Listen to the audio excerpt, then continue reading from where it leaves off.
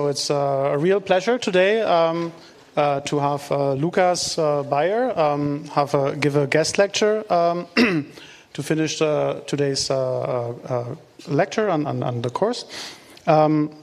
Lucas grew up in Belgium, wanting to make video games on their AI. He went on to study mechanical engineering in Aachen in Germany, where he also did a PhD in robotic perception and computer vision. I actually saw you also work on like the Spencer robot, right? Like, yep. Yeah. So. And I also agree that Ross is terrible. Yeah. I also wanted to teach it. Yeah. So okay. So I guess that's the difference. Like he got traumatized by robotics and Ross, and then decided to pursue a career in vision. Well, I went to do like robot learning, like with end-to-end learning. Yeah, then he later became part of Google Brain here in Zurich, working on the multimodal team, where he's done a lot of impactful work, like the vision transformers we covered earlier in the lecture, or also like the cyclid models and PaliGemma that drive a lot of the VLAs nowadays, or in the last few years. Now he's at Meta, where he continues working on doing research on multimodal AI. With this, let's thank him for being here and give him a big applause.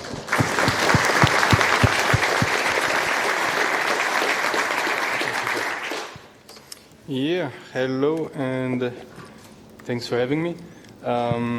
Good evening. So this lecture, I will mostly talk about the part that comes before. This is probably going to be the least robotics lecture in this robot learning course. But I think you've heard a lot in the past lectures about VLAs. And a lot of them actually are based on, or all of them are based on VLMs, vision language models. And a lot of them are actually based on a specific vision language model, PaliGemma, which is an open source model which we released a couple years ago. And here I want to mostly trace you through the history of like when computer vision didn't work at all the way to like the latest update, which was PaliGemma. So I want to tell you and explain to you how things work before you turn them into VLAs and make them work on robotics. And I think over the last, like, I don't know, 6, 7, 8 years, we have made gigantic progress in vision in general. And one example for this, it's not quite vision, but it's a nice example. Here you see the you kind of see the background picture. You kind of can guess this is Zurich, right? This was actually generated by an older version of O3 ImageGen, like precursor of current image generation ChatGPT. I think I generated this sometime last summer. And 5, 6 years ago, this is actually, who knows this picture? This is what we were super excited about. This was like the best generation from a model by far. It was a huge jump. We call it dogball. And yeah, like we went from this 5, 6 years ago to like this background just a year ago, which is insane. Actually, as you just heard, in the past I did robotics. I always did perception side of robotics, and my personal long-term goal is still that there exists, hopefully before I retire, a robot that any non-technical person can teach to do basically anything they want. And non-technical is an important part here, like without programming, please. That way it's useful to as many people as possible, right? And like maybe 8-ish years ago, in my opinion, what was needed to get there was two things. One is a very robust and general perception, such that you can teach it to do something, let's say, to put a glass in your dishwasher you show it with one glass, or you teach it with one glass, and it generalizes to all glasses, for example, and all dishwashers, right? And the other thing is that I thought was learning from a few examples. You show it the thing a few times, no matter how, like tele-op, video, or whatever, and then it learns from that. I think now I revised this a bit because language models happened and are really good, so maybe we can even teach it from a few instructions only. But I think still now robust general perception is a key thing. Well, and 8 years ago when I started this journey, vision didn't work. And so there was a lot of work to do. And actually learning from examples was on pretty good track. So I went on to work on vision. And one example of a very good general robust vision system is the human's visual representation that we have in our heads. To show you what I mean by this is here. I can show all of you guys this. I tell you, okay, this is class A, these 5 examples, this is class B, and this is class C, and I show you a new picture, and by now you already know. Is it class A? Yeah. Class B? Oh, I shouldn't have said yeah. Class C? Yeah, but this is easy, right? But you also have seen millions of flowers in your life, or hopefully. Otherwise, it's a sad life. And another one that you have seen less examples of in your lifetime, but probably still a few, is like satellite pictures. Let's say these are all pictures of class A, these are all pictures of class B, these are all pictures of class C. What class is this? A? B? C? Very good. You learned very quickly from just a few examples, right? But maybe you say, okay, you all have flown, maybe, or seen this on TV or whatever. What about this? I hope that maybe half of you have never seen this picture. Here, this is class A, this is class B, and I show you this example. This may require you a little bit of thinking. 3, 2, 1. Who says class A? Okay, who says class B? Almost all of you have very good visual representation. It's class A, just 3 things, no matter what. But this was slightly trickier, but still, like even if you have never seen this thing before, like you were able to quickly learn, right? This is kind of what I mean, and in our team back then we settled to kind of try to learn some things, some model that is as good as this, as you guys at this, at generalizing perception. So to make progress towards that, we need to measure that. And so first thing that we did is set up a benchmark, which we called Visual Task Adaptation Benchmark. So it's basically the setting that you've just seen. Where we say, okay, do whatever with whatever data to get your model that you want to test, whether it is a good general visual representation. Then we come here from this abstract landscape of all kind of reasonable perception tasks, and we sample a bunch of tasks from all over this, which just means like get a long list of very diverse tasks. And for each of these tasks, we give you a few examples to train on or to learn from. And then we have test examples, and you basically need to come with some adaptation algorithm, whatever you want. For example, fine-tuning is the most classical thing, but anything.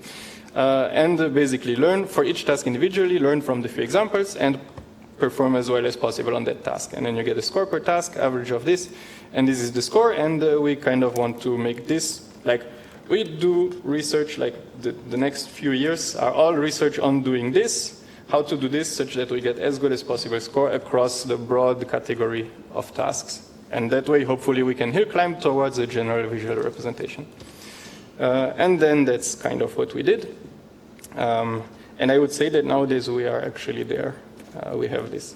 And the general recipe, I think most of you know this by now. It's like pre-train, mid-train, fine-tune, RL-tune, done. And this is also the outline of the rest of the talk-ish. So I'm going to talk about pre-train, mid-train, fine-tune, and I'm probably going to skip RL tuning so you can not be late for dinner. So pre-training, I think, actually I don't even know how to ask. I think everybody is convinced now that you should just scale things, right? But back then, it was not clear at all, and nobody was scaling things. And it took a while for the whole community to get there. Like in 5, 6, 7, 8 years ago, all the rage to try to learn general visual representations was unsupervised or self-supervised pre-training. So just learn on images or videos without annotations and just come up with some task, for example, reconstruction or future prediction in videos or whatever, that you can have as kind of a pretext or pre-training task, and then learn your representation that way. Hopefully it will be very general because it's not biased by humans like annotating this or creating tasks. And there were a lot of self-supervised methods. So we basically re-implemented a large subset of them. and to see like which one is the best, which one generalizes best according to like this in this setting, right? And then we kind of found out that none of them is consistently the best, but in each of them, making the model larger, which is kind of what these tables show, or these bars show, like making the model larger is always better. Like these are different methods, and then within the method, the bars from left to right are larger and larger models. And so this was kind of not what we hoped, but it was kind of, oh, interesting. The tasks themselves, like the ways to pre-train themselves, are kind of all over the place, but for each one, making model larger, larger, larger seems to be better, better, better. But still, like the self-supervised learning is kind of a mess. Let's ignore this part here, and let's focus on that part. And this is a problem that I think also robotics in general struggles with. Basically, there is almost no correlation between your pre-training task, how good your model performs on the pre-training task, versus your downstream task performance of the model, like how well it performs on the thing you care about after the transfer. So here on these plots, each of these bubbles are different methods to pre-training and different models that were pre-trained. And on the x-axis to the left, it means better at pre-training. And on the y-axis to the top, it means better downstream. And you can just see that the bubbles are all over the place. There's no clear trend. Except for like same color bubbles, they get to the top and right, which means keep getting better at both things, which same color means exact same setting, just make model larger. So again, like making model larger seems to be kind of the only thing that is meaningful for pre-training here. However, this is, and this I think is also maybe an insight that should translate to robotics.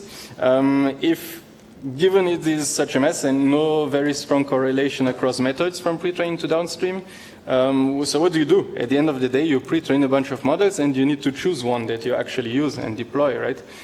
So you actually always, in order to choose one, need to somehow evaluate multiple of them. And to evaluate, you need to have some examples. Like either you have your validation examples, or if you don't, you sit down, you look at what the robot or the model does and say, good, bad, and while doing so, you just write it down and boom, you have your examples. So at the end of the day, you always have examples in reality. And so with this in mind, we then thought, okay, then why not take some of these examples, just a few, and throw them into the pre-training and see if that makes the correlation better. And that's kind of what we did afterwards, which is just take any of these self-supervised label-free pre-training methods and throw a few, very few labeled examples into the pre-training. And then everything became so much better. Blue curve is without this, like how good is it on downstream, like training this adaptation, doing the transfer to a downstream task over time, and like it really struggles to get anywhere good. But the orange curve, which is the model which was pre-trained with a few examples in the pre-training, is just immediately so much better, easier to transfer and so on, right? So this basically made us completely discard self-supervised or unsupervised pre-training and decide, okay, this is it. We need supervised pre-training and we need to scale things up. And then this is basically, I think this is one of my second favorite plot in my career. Here, this is now going to fully supervised pre-training. So just try to find, however, whatever, a large data set with a lot of examples that are annotated, like which, in this case, it was classification pre-training, so image and class label for it. Like, I don't know, picture of this, and the class is laptop. And here on the x-axis, left to right, is a bigger and bigger model. On the y-axis is just how good is the model with some metric. In this case, it was imagine a top 5. In few shot setting, I think. But it doesn't matter. Higher is better.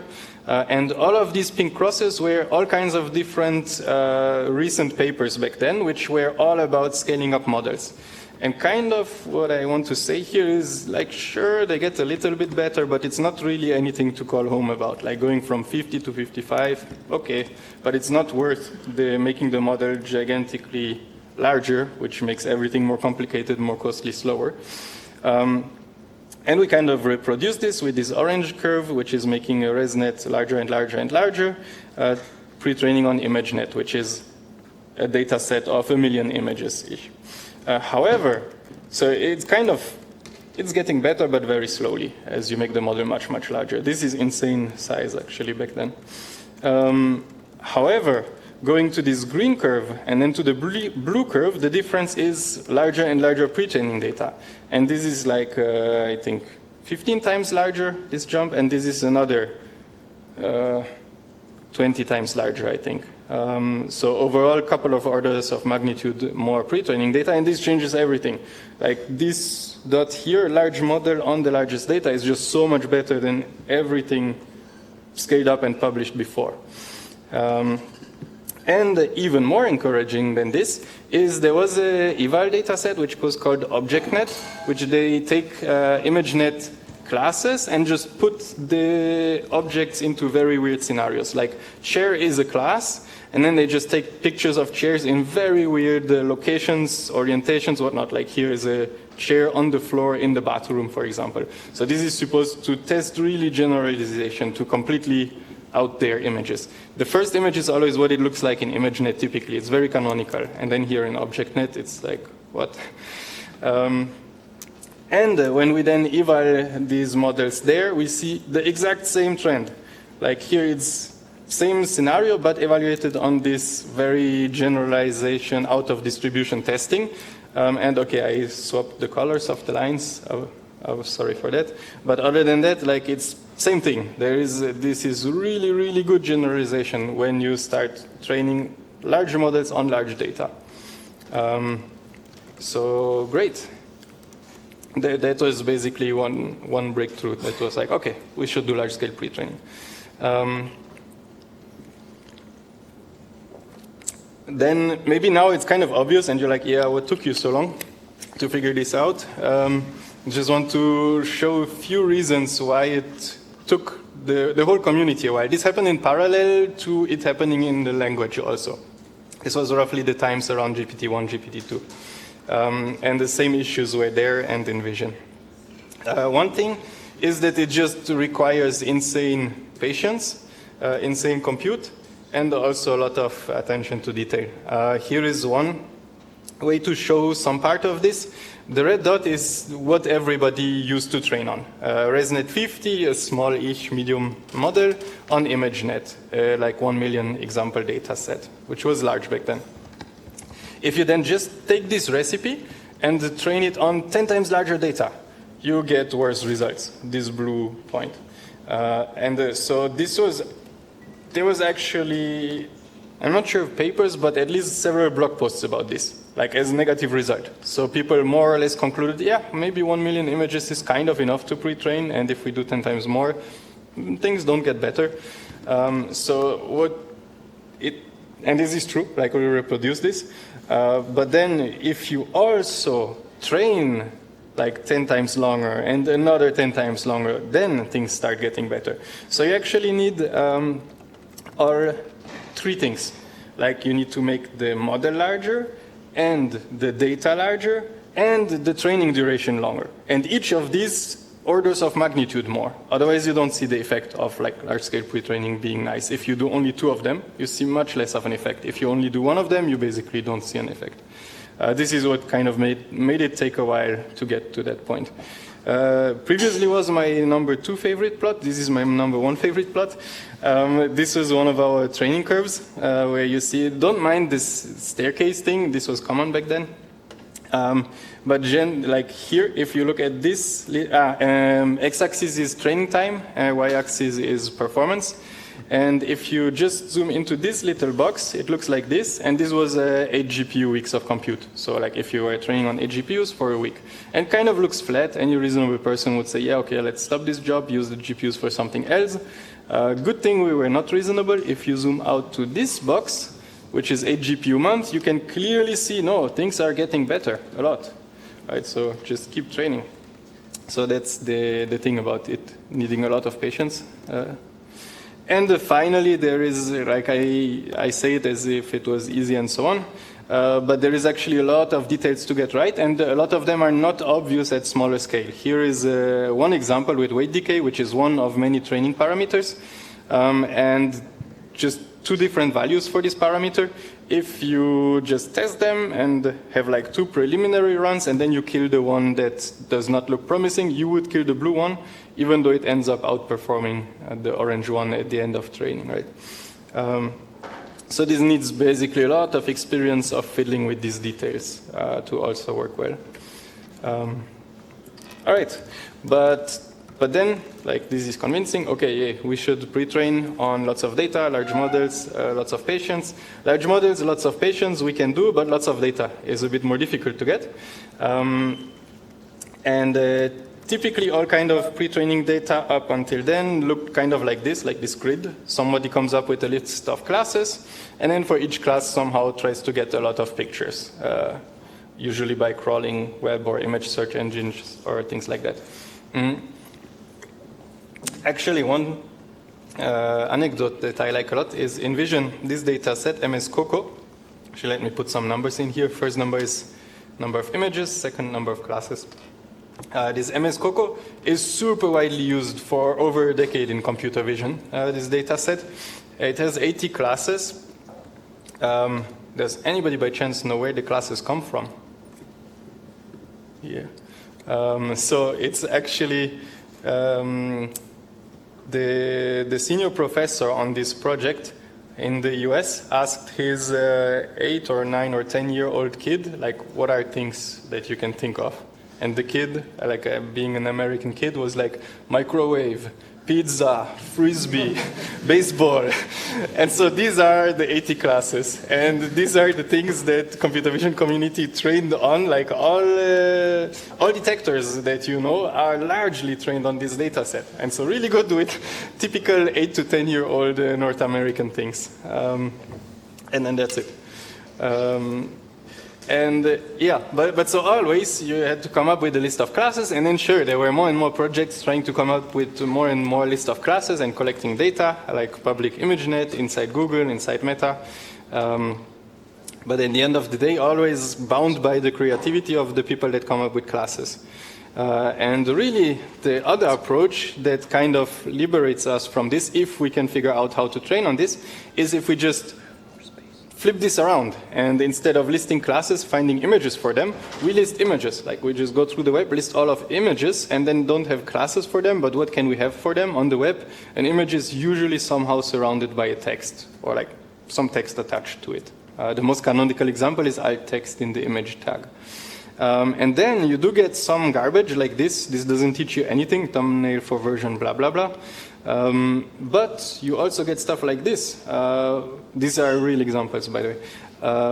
Frankfurt Airport skyline. So nobody ever creating a data set would think of making this a class, Frankfurt Airport skyline, right? But here you have it. So you have the chance to learn from it if you figure out how. And this is a huge breakthrough that Clip did. But I actually want to ask who knows how Clip training works.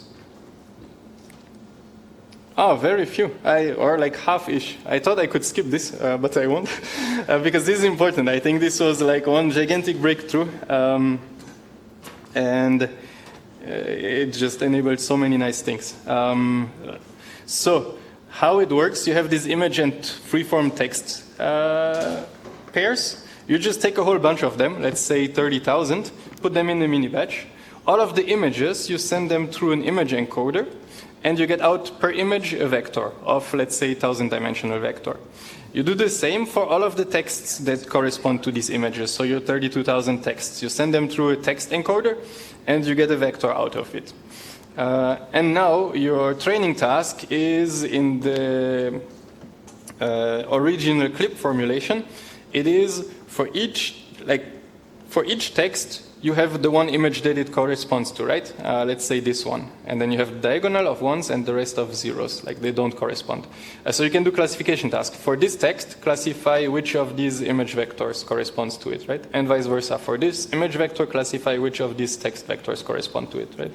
And these are vectors, so classify is just dot product and then softmax.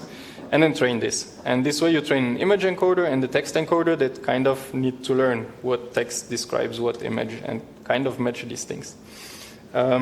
Later we made the SIGLib, which is a simplification. It's just binary. So same setup, you build this matrix of texts and images, and then just for each pair you say yes or no, do they correspond?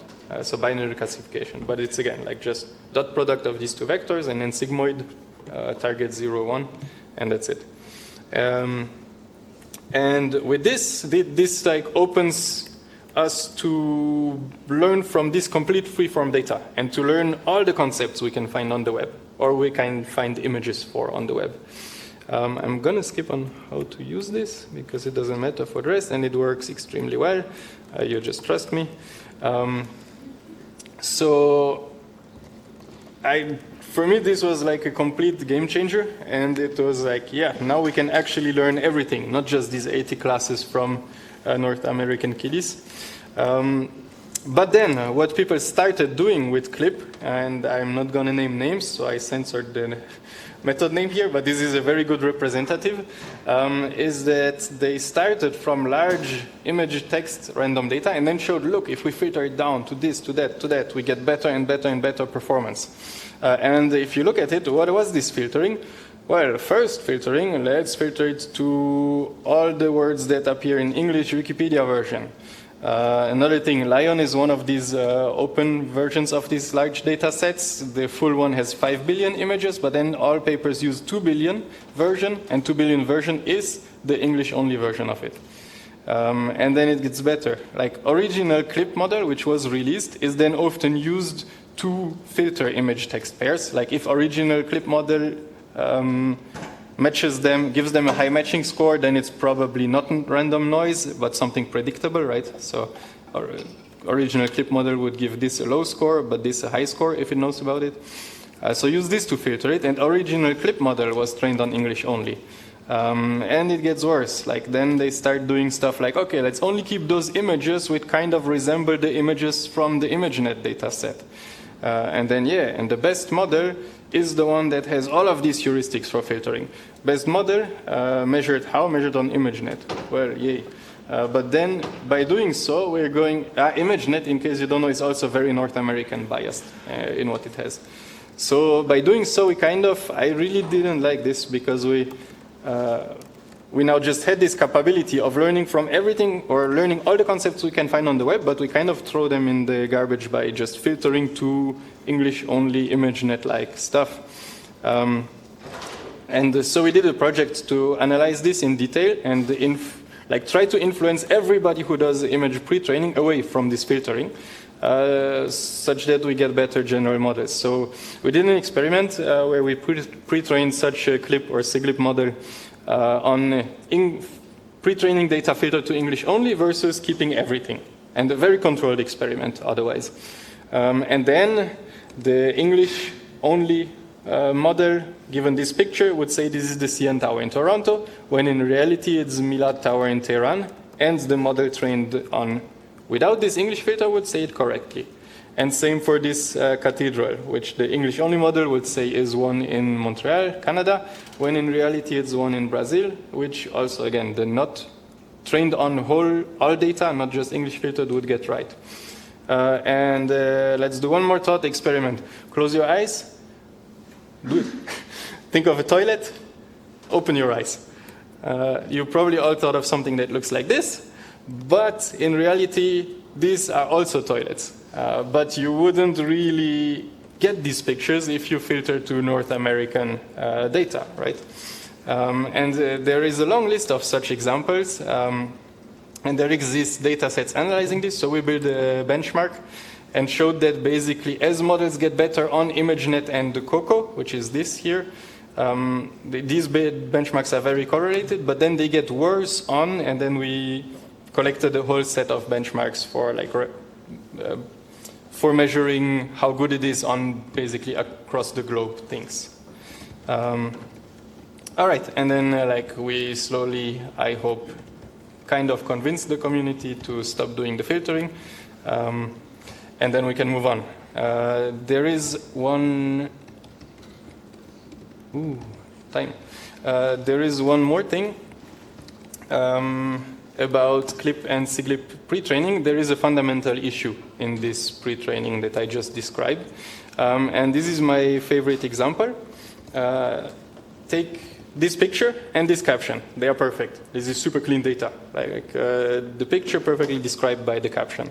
Now imagine this is in a mini batch with a lot of other picture caption images, and the task of the model of the training, as I explained before, is for this image, find out of all of the captions the matching one, the one that corresponds to this image, right? And vice versa. However, to solve this task, if there is no other cat image in the mini batch, then it just needs to learn to recognize a cat and the word cat, and it can completely ignore the rest, right? And same for dog. If there is no other dog image in the whole mini batch, then it just needs to learn to recognize dog and the word dog, and that's it, and nothing else. And to learn about sitting, the model, there needs to be another image in the mini batch where there is a cat and a dog, and they are not sitting. Otherwise, it can always take the shortcut. And to learn left off, there needs to be another image in the mini batch with a cat and a dog sitting, but the other way around. And how likely is that? From random web data, even if your mini batch is like 30,000 or even 1 million examples. So this is a thing. Clip actually just doesn't learn really these relationships. And then there were a bunch of benchmarks that measure this that were created. And we kind of wanted to fix this in a scalable way, because then what people started doing is actually kind of finding the counterpart and putting it into the mini batch and so on, and then starting to enumerate things like left off, right off, and so on, where they want to try to fix it. But we, since, as Oier said earlier, you should try to go for the simple thing that scales. So we wanted to try to find a simple fix that scales and pre-trains but without this issue. And there is a really simple one, which is just learning to caption, like generate the caption for the image. So you generate word by word, just like LLMs generate text, right? And when you need to generate the word that comes after sitting, you need to generate left and give it higher probability, not right or in front or behind and so on. So this is simple. I'm not going to go into the details, but it sounds obvious in hindsight. The question is, why didn't people do it? In the original clip paper, there was a figure showing this is horribly less efficient. We were able to reproduce this picture, but it was just the artifact of their exact setup, like kind of an accident of history. Changed things, and it's not horribly less efficient. And doing so then on these benchmarks that specifically measure the deficiency of clip models, it just completely nails them. However, and here's the next lesson that is more general than vision, and if you take anything away from this whole lecture, it's this. What does this benchmark look like? Let's have a look at the data. This is the key point. Look at the data. Here is an example from this benchmark. And given a picture that I'm not showing you here, you need to choose which of these two sentences matches the picture. The sentences are, the horse is eating the grass, or the grass is eating the horse. Quiz time. Who thinks it is the horse is eating the grass? Okay, who thinks it is the grass is eating the horse? You're funny ones, huh? So, of course, it is the horse is eating the grass. You didn't even need to see the picture, right? And this is the picture, just for completeness. And the benchmark is full of these. It doesn't make sense. Obviously, you're going to nail this benchmark if you have any real-world understanding. Maybe it shows that clip models, even the text part, has no real-world understanding, but like just to show it, we trained a blind captioner that just learns to caption without looking at the image, and it also completely nails it. So the key lesson, look at the benchmarks actually, because this is a very classical computer vision benchmark mistake that has happened almost every generation of PhDs. Like there are papers and benchmarks that are broken like this, like every 5 years. And luckily there were other people that also figured this out, made the actually proper version of the benchmark, and then also their captioning pre-training just completely nails it. So. Good. And then just to say, in future image encoder pre-training models, then we always have a captioning loss because of this. So if you know Siglip, or if you use Siglip, Siglip v2 is better and has a captioning loss, so use that instead. Now I have an issue because I have just 5 minutes for mid-training and fine-tuning. I think I will just skip fine-tuning. Yeah, I'll just go a little bit over time, because people are hungry. So mid-training is actually a relatively recent term, and people like this guy is established professor, and they're like, what is mid-training? And I think this random person on the web, I don't mean this as an insult if you are here or listening to this, described it really well. It's the steps that come after the bulk of self-supervised pre-training and are for shaping core capabilities and before fine-tuning with RL for exact behaviors. So it's if there are core capabilities, or I like to call them skills also, of the model that you think will be really useful to doing all of your downstream tasks or a large fraction of your downstream tasks, but do not necessarily just come out of the pre-training. As you saw, the pre-training with image text, whether it's captioning or the matching clip style, is kind of crude, right? It wouldn't, for example, learn locations like, I don't know, top left or 2 meters away off or something, or unlikely to learn this.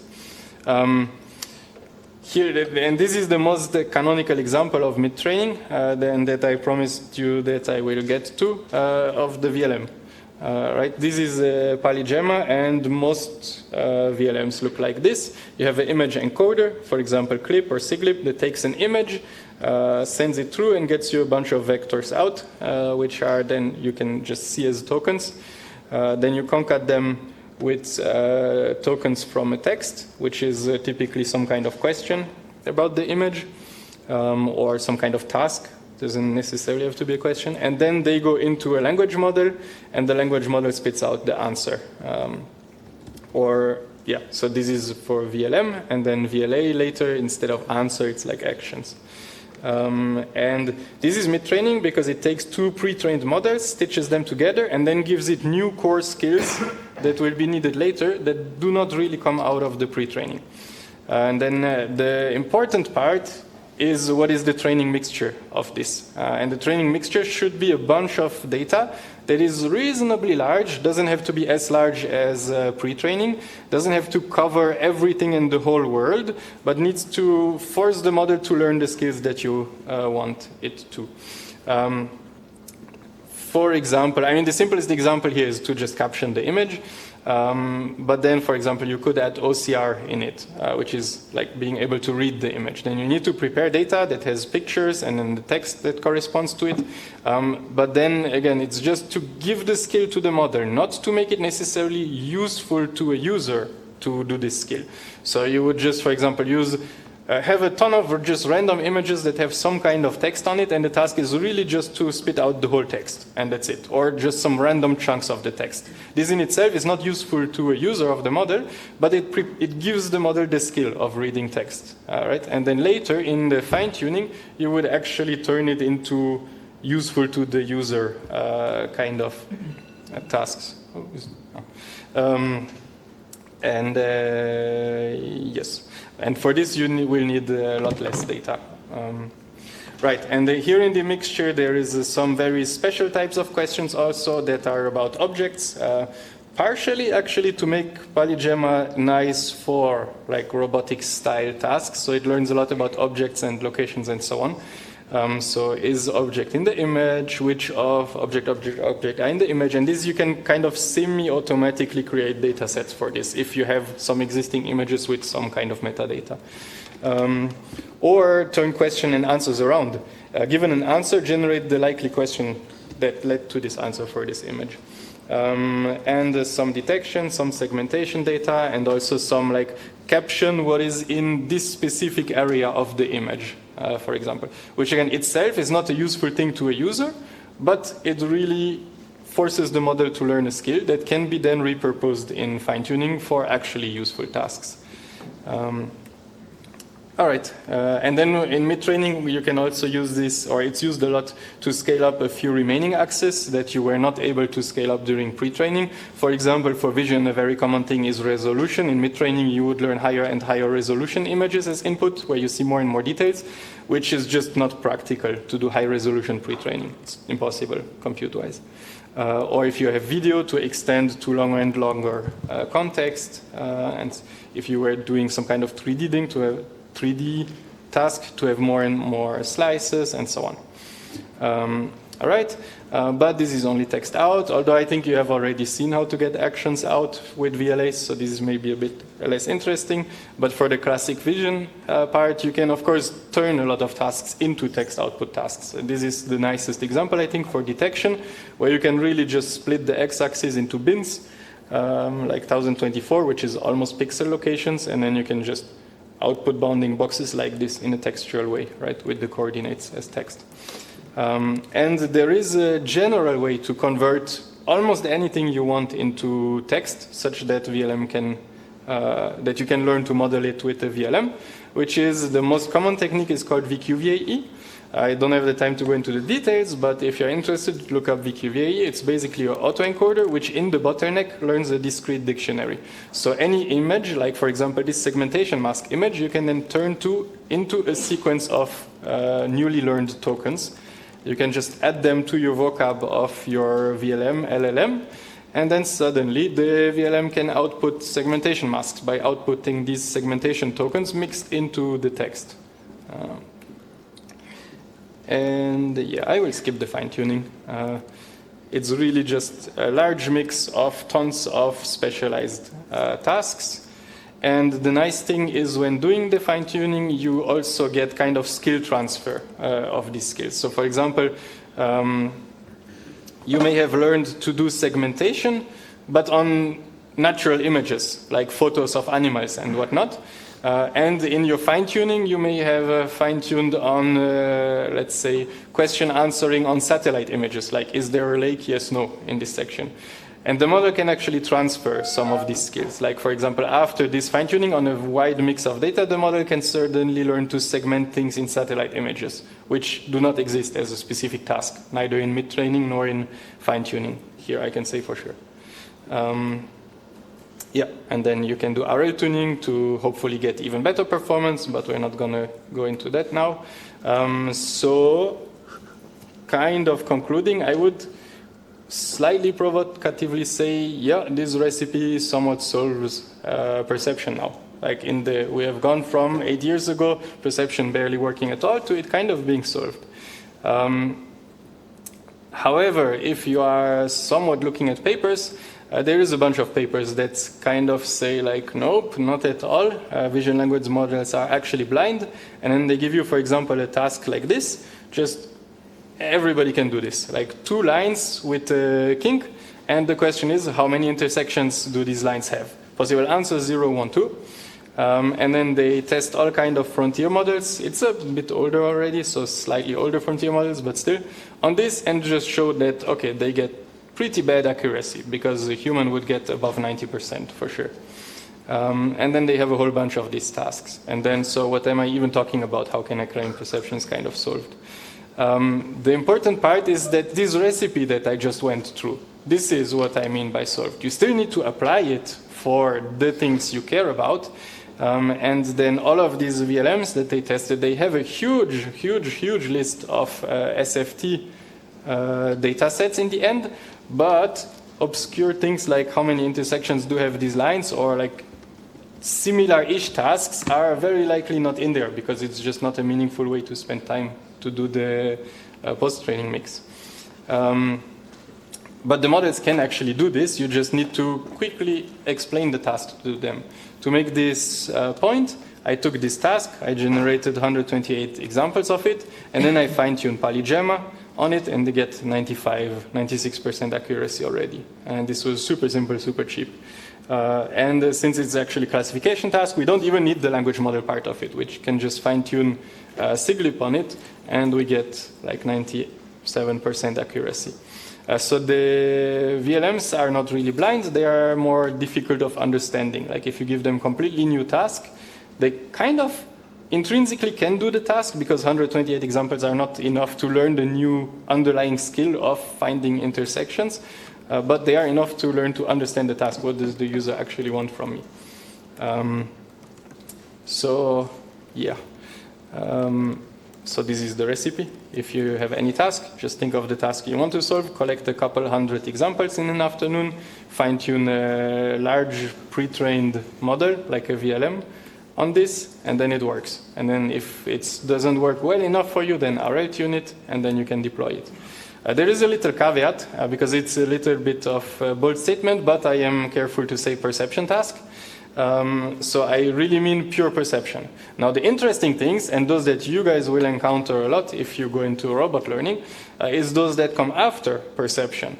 Like for example, adding some reasoning. So for example, this recipe is not enough to solve the task of, here, take a picture of my homework and just say solve my homework there, if it's non-trivial homework. Or explain why this is funny. Or if you add some planning, like this recipe is also not enough to do planning. For example, robot make me a cappuccino. Sure, it understands where is the cappuccino machine, where is the cup and so on, but this is not enough to plan the whole sequence. Yeah, let's ignore the last point and get to the conclusion for today. So we have this simple recipe now that the whole community has converged to, and it's relatively simple. And if somebody else did the pre-training for you, it's pretty cheap. You can just take any of the good recent VLM models and fine-tune it on a small set of examples. You need to tune the learning rate, but then it's going to work for perception tasks. So now I really like this because we can now move to actually making useful things, not just papers, and we can move to the interesting tiers like planning, reasoning, actions. This is a little bit unsatisfying, but it's not a blocker in that, as mentioned before, just giving the text of a new task, explaining it in words is not enough. We do need to fine-tune a little bit on it to solve a new task. And this same recipe, okay, this is a bit older now because I made this slide last summer, but this same recipe is starting to work in other domains. Language, obviously, you all know this, but also in chemistry, for example. I saw a paper doing exactly this recipe, but through chemistry, and working really well. So yeah, then what is left to do? I kind of claim that this recipe is good enough for perception. And now we should move beyond that. And I think you being here means you want to move beyond that in robotic learning, because that's definitely a step beyond. So yeah, apply it to new tasks, to new domains, and work on the things that come afterwards, like reasoning, planning. And that's it. Thank you.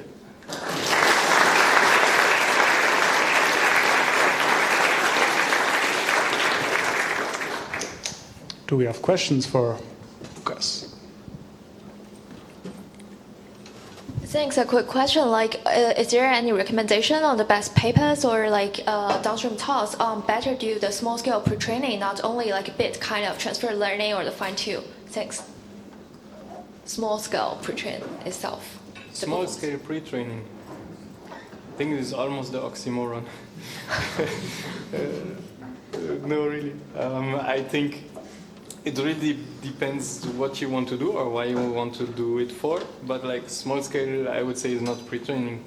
If it's in any way possible, take something pre-trained and then fine-tune it. There is one thing, if you want to try to analyze and understand pre-training dynamics, you can kind of do it at smaller scale. It depends which dynamics you're interested in, but by making synthetic data for some specific task, and you can just generate it, and then you can kind of have infinite. Oh, you want quick to follow-up, then on the small scale of data, just as we saw on the with the K kind of things regarding these kind of hyperparameters, then on the small scale of data, even if I'm just doing the fine-tuning process, how to better choose the process, when to stop, and how to choose them. For how to choose the hyperparameters even at smaller scale. The good thing, if you use a reasonably well pre-trained model as starting point and fine-tune, is that hyperparameters are less sensitive, which doesn't mean they are not sensitive, they still are. Actually, for this, you can check the PaliGemma paper. We do a very big study of how to fine-tune on different tasks and what parameters are sensitive, what not. We even have a recommendation: tune this one first, this one next, and so on. And this is a kind of general recommendation, not just for PaliGemma. But fine-tuning is relatively cheap, so I would say just sweep the hyperparameters, and then it's very important to have a setup that you can trust, so to have a properly split training and validation set, make sure they really don't overlap, and so on. Hey Lucas, thank you for the wonderful talk. I had a question about image augmentations and how much that can help over actually collecting more and more new data. And a second follow-up would be, how do you do data deduplication and just making sure your data set mixture is unique? Yeah. Okay, so image augmentation. It's always better to get more data than to do augmentation, only in the case that you cannot get more data and do not have enough, then augmentation helps. We actually have a whole paper on this too, which is called How to Train Your VIT, which does study exactly like if you have 10 times less data, but all kinds of augmentations, which one help how much, and if you have 100 times less data, which help how much, and so on. But the TLDR is augmentations can get you to roughly 1 order of magnitude more data, but that's it. And this is after very intensive tuning of the augmentations, which is quite expensive. So yeah, if any way possible, get more data instead. And the second part of the question was? Deduplication. Yeah, deduplication. Yes. This, I don't mention it because I feel like it goes without saying, but in all of our works we do heavy deduplication. There are multiple things for deduplication. One is if you have a held out set of tasks that you use for testing or evaluating, like I showed in the very beginning, this task adaptation benchmark, you should remove all images that come even close to this from your pre-training set. And in all of our experiments we did that, which is the only way we can actually trust our results somewhat. Because especially if the whole web is your pre-training set, then your benchmarks are likely in your pre-training set and you're not measuring the generalization you think you are. And then I think when we had maybe like roughly order of magnitude wise, for each 1 billion pre-training image, maybe 10 million would be near duplicates of the downstream, so we remove them. But then if you have 1 billion, removing 10 million doesn't matter much. In terms of what you cover, but it gives you the certainty that your learnings are actually real and not just the work fitting. And how to do this is a little bit difficult. We use the internally trained model specifically designed for that. I think there exist some open source models also for that.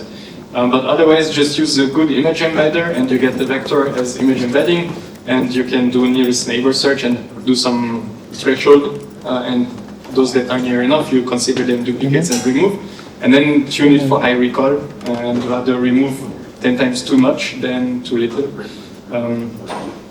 Yeah, that's...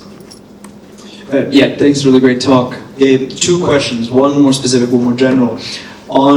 You told us a little bit about the limitations of no matter how you scale your batch size, you're always going to have this problem with clip and siglip. And going to PaliGemma, it was my understanding that the contrastive loss used there was only on vision. Was that problem avoided because nothing is frozen after it gets fed through the language model backbone? Yes, exactly. Thank you. I wanted to say it on this slide because it's very important, but then I forgot because I was a bit in a hurry. But here, then this is a clip pre-trained model, so it has all the limitations that I just explained before, right? And the reason why not the captioning pre-trained model is just like big corp technicalities, but it is what it is. And so a very important part here was exactly to not freeze this one. And a lot of VLMs that you find that are not PaliGemma have this one frozen, so they just cannot recover from the limitations of clip. And this was very important to us, and we did a lot of studies on not freezing it. And specifically when you start having things like question with relationships, or things about locations like detection and so on, this becomes very important. And this is why I would not use VLM that say they froze the encoder for anything fine-tuning. Thanks. And the quick second one, you spoke to us at the end about your approach to fine-tuning pre-trained models off the shelf. Do you, before you look to fine-tune a task, first see if it's possible to do it zero-shot or with in-context learning and take some other approaches that require less data collection, even if it's only an afternoon? Mm-hmm. Just because I forgot to finish this, is the mid-training mix has captioning, so this is how the learnings go into the vision model. Now for fine-tuning, I think in-context learning is kind of tricky. I think there have been many papers going back and forth arguing whether this actually works at all or not, so I kind of just don't do this. just prompting, yeah, if it works, then it's fine, but then it usually means that there was something similar-ish, not the same thing, but similar-ish in the SFT mix in the first place, so you don't really need to do fine-tuning. But then, yeah, if prompting doesn't work, then go to fine-tuning. And yeah, data is gold. If it takes an afternoon, just go collect some data, sit down. It's annoying and lazy, not lazy, boring, but just do it. One question there. Hi, yeah, thanks for the great talk. I think we all agree we could have listened to it for like 2 more hours. It's really interesting. I wanted to ask you kind of a much more general question, like if you have any opinions on JEPA, like Joint Embedding Predictive Architecture proposed by the COP. So not just for context, but anyway. So yeah, I was wondering like if you have any thoughts. Do you share his view that this is kind of the future? And that I have a rant on this that I posted at some point. Yeah, that's part of the reason I'm asking. But yeah, no, like my opinion is that exactly he did not introduce this. Like this is what the people have been doing forever in self-supervision, and then he just like, gives a new name to it. And maybe it did need a name because like there was no name for it. But that's it. I think everybody agrees that like this general direction makes sense, and we should try doing it. Yeah. But I also kind of meant to ask if you share at least the hype part of his view that it's much high priority over LLMs in terms of reasoning capability, etc. Yeah, not really.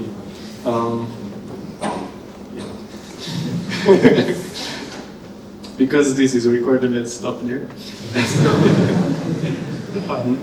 How much time do you have more? For me, it's fine. I'm not hungry yet. For the people here, if you're hungry, just leave. I will not take it personally. So going back to what you started with, are there any plans to continue working on the robot that any non-technical person can teach again? Oh yeah, it would be cool. I still have a few VLM-ish things I am working on. I want to see through, and then after that, yeah. Also Meta? Did you read the news that we acquired some big robotics startup, robot learning startup? Yeah, but I guess Well, that answers the question. One question, like, so you have a claim that perception is solved, so I kind of challenging a little bit there. So there's for any like animals or any like kids, they can like understand streaming videos, like visual content just coming through all the time, and so understanding the streaming video and react activation actually like part of human animals default perception behavior. I noticed this kind of area is quite poorly in VLM.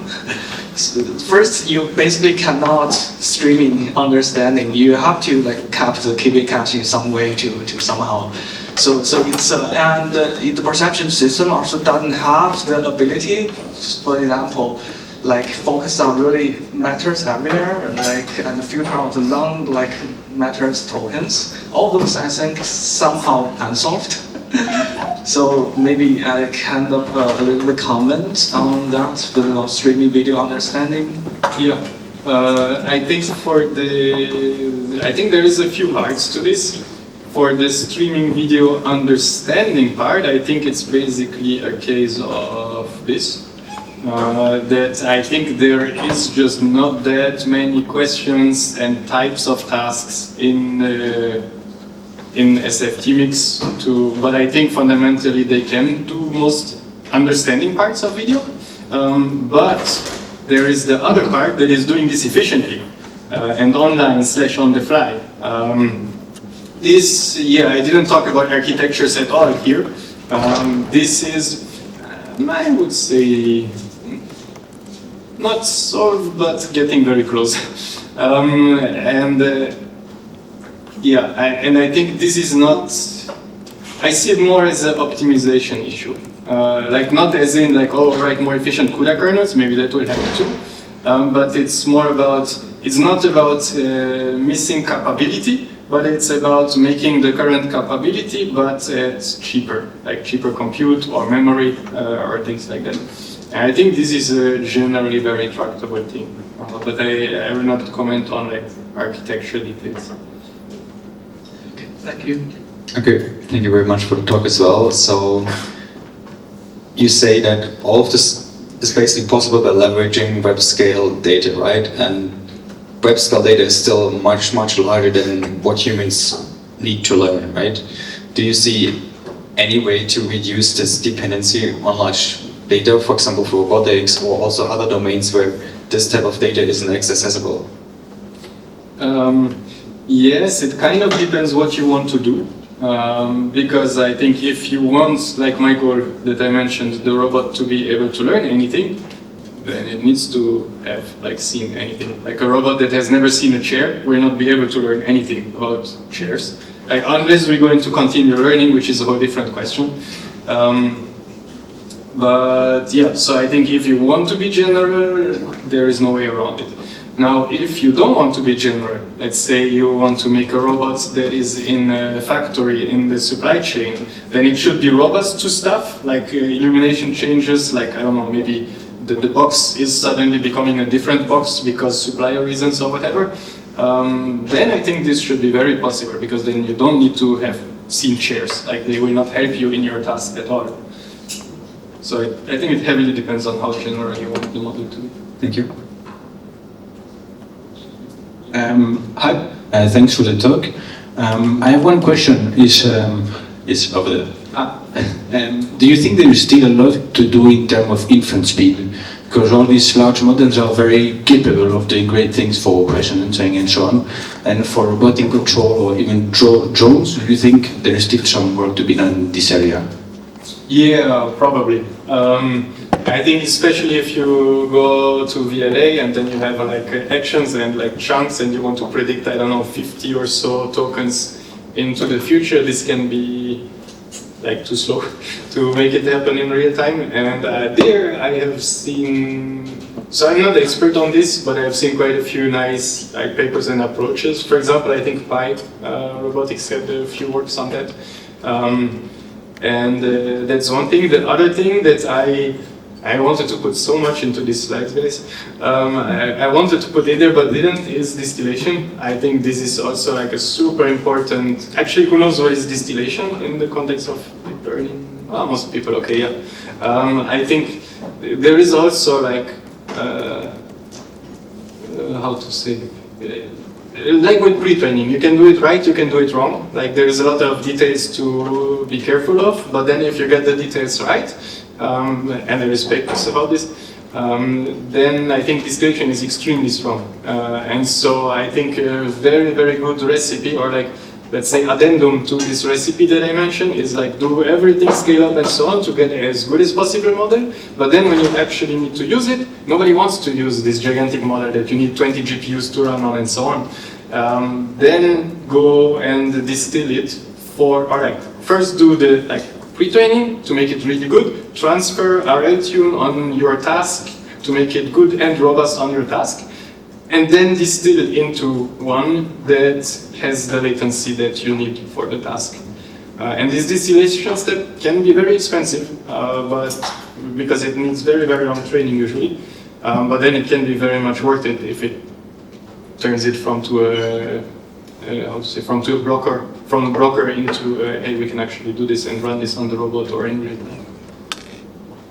And then there is million engineering tricks and so on in the optimizations. Yeah, you showed us that getting LLMs to do tasks requires training on like a million different tasks in the train set, and doing a simple unseen task requires a little bit of fine-tuning sometimes. Do you think this is evidence that frontier LLMs have like a low fluid intelligence, as Francois Chollet would say, and they're just memorizing the steps to solve a task, and we need some like EBM approach where you separate the goal out of the model and put it in like some energy function is more sample efficient than just making more QA tasks?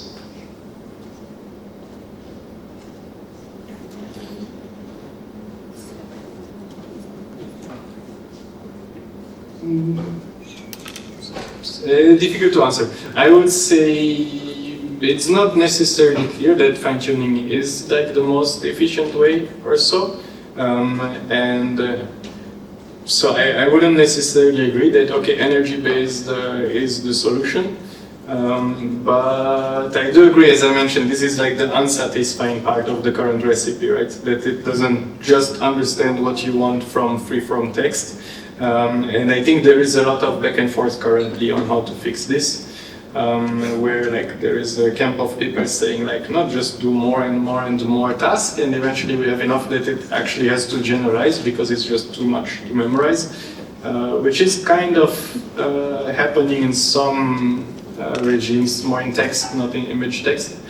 And then there is other camps that say like, yeah, no, this doesn't work at all. There is also people exploring things like automatically generating these few examples, like based on the text prompt. You can imagine if the model is really good at language and at coding, maybe from the task we have seen here, like I just wrote little code to make this few examples to then train on. You could imagine maybe like a reasoning model that starts doing this and so on. But I agree. I think this is the part that is annoyingly not solved yet, or would be nice to solve in a nicer way. Thanks for the talk. I have more of a conceptual question. We're spending all this compute and amazing brains like yours on how to make models smarter. At some point, it's going to cost also like the human brains. I don't think we're getting smarter as humans by outsourcing most of our cognition. Maybe we're already becoming a bit stupid. Like if you think of maybe some software engineers that have spent years becoming extremely good at their craft, and are just pressing some OK keys at 24/7, it's not that smart. So let's imagine you're out of job, unfortunately, and your new task is to make humans smarter. How would you approach it? Well, the human training after all these trainings. No, I agree. Like when, I don't know, like Cloud or Codex is down, I was like, I cannot work anymore. Yeah, no, I mean, I don't know. I don't have a good idea. One thing that I like, but I think I'm just getting too old to learn new stuff. But I think the LLMs are just really nice to learn new stuff with. I imagine old me, like 15, 20 years ago, I would have loved to have an LLM there instead of needing to Google everything, read like 20 terribly bad tutorials and so on, but just be able to ask it questions. So, yeah, that's kind of my point. But then also you have the calculator. Like you don't care if you cannot multiply large numbers anymore in your head because you just don't need it.